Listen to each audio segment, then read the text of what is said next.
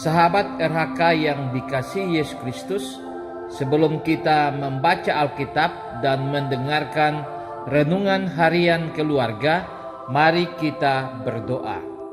Ya Tuhan, saat ini kami mau mendengarkan cerita Alkitab tentang kebenaran firman-Mu melalui kisah para rasul. Roh Kudus-Mu berkuasa bagi kami.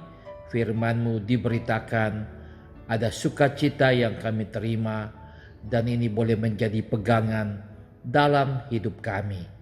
Di dalam nama Yesus Kristus, amin.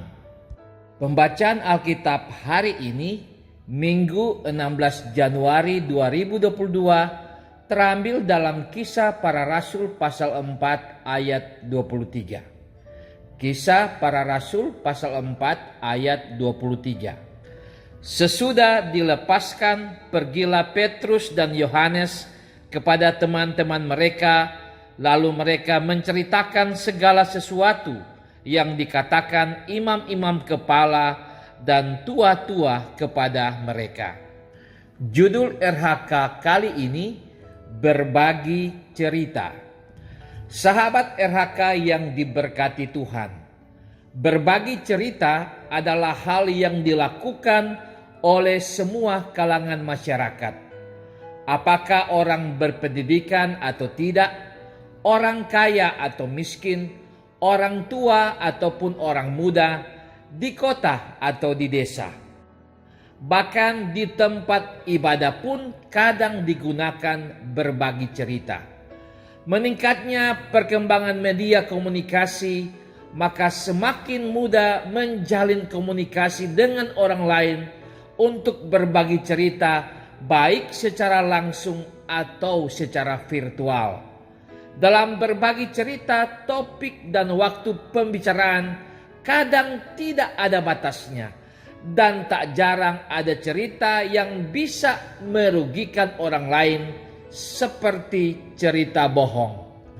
Petrus dan Yohanes, mereka telah menjadi korban dari cerita bohong dari tokoh masyarakat, yaitu imam-imam, kepala pengawal bait Allah, dan orang Saduki.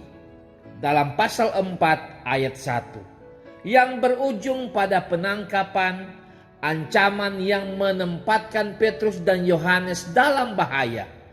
Di sisi lain, Petrus dan Yohanes berbagi cerita tentang pengalaman pahit yang mereka rasakan dalam pemberitaan Injil. Cerita Petrus dan Yohanes telah memicu semangat orang yang mendengar cerita untuk semakin kuat melayani Tuhan, dan mereka telah berseru kepada Tuhan dalam doa. Berbagi cerita pada pembacaan ini, ada cerita yang telah menyulut amarah dan kebencian, tetapi ada juga yang telah membangkitkan semangat memberitakan Injil yang luar biasa. Sebagai keluarga Kristen, kita terus diingatkan agar dalam berbagi cerita, biarlah kita berbagi cerita tentang kasih Kristus. Kiranya kita menghapus dalam ingatan kita berbagi cerita tentang kekurangan orang lain. Sebab ketika kita bicara kekurangan orang lain, secara tidak langsung kita sedang memamerkan kekurangan kita. Jadikanlah keluarga sebagai tempat berbagi pergumulan. Sebagai istri, suami adalah tempat berbagi cerita dan pergumulan. Demikian sebaliknya. Sebab ketika seorang istri atau suami berbagi pergumulan dengan orang lain, dapat berdampak buruk. Dalam keluarga, ada anggota keluarga yang selalu siap bersama dalam pergumulan apapun. Dengan demikian, mari kita berbagi cerita dalam keluarga.